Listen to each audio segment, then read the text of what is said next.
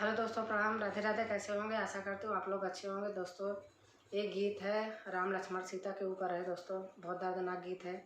आप लोगों को अच्छी लगेगी। लाइक शेयर सब्सक्राइब करना और कमेंट में लिख के ज़रूर बताना ये गीत कैसे लगी। धन्यवाद।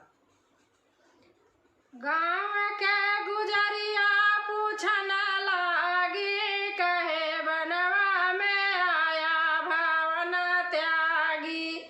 काहे बनवा में आया भवन त्यागी। गाँव के गुजरिया पूछन लागी, कहे बनवा में आया भवन त्यागी। काहे बनवा में आया भवन त्यागी। कैसे निरमोही तोरे बाप महतारी, कैसे निरमोही तोरे बाप महतारी। बाप महतारी तोरे बाप महतारी। अरे अपने लालनवन का घर से निकाली, अपने सुगनवा का घर से निकाली। अखियन से असुआ चुअन लागी, काहे बनवा में आया भवन त्यागी। अखियन से असुआ चुअन लागी, काहे बनवा में आया भवन त्यागी।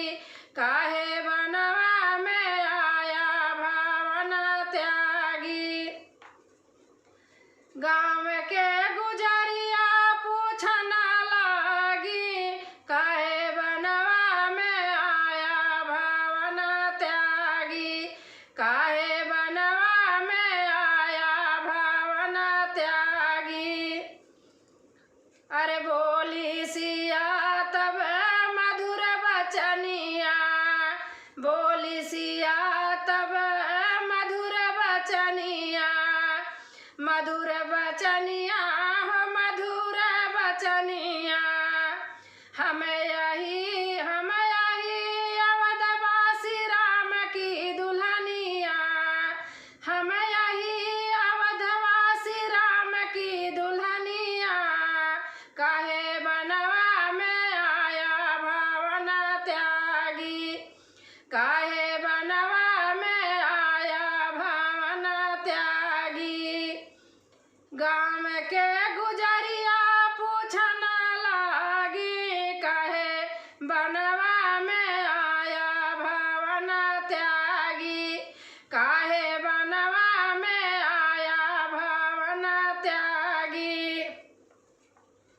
बोली सिया तब मधुरी बचनिया, हम यही बसी राम के दुल्हनिया। बोली सिया तब मधुरी बचनिया, हम यही अवधवासी राम की दुल्हनिया। हम यही अवधवासी राम की दुल्हनिया। राम के चरण सब पान लागे, राम के चरण सब पान लागे। काहे बनवा में आया भवन त्यागी। काहे बनवा में आया भवन त्यागी।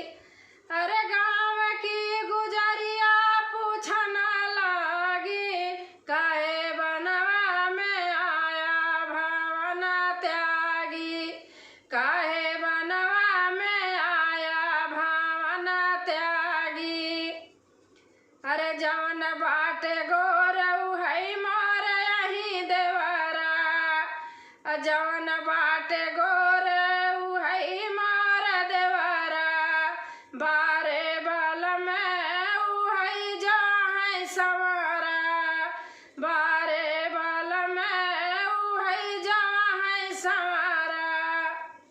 घूंघटा के तार से लखन लागी, काहे बनवा में आया भवन त्यागी। घूंघटा के तार से लखन लागी,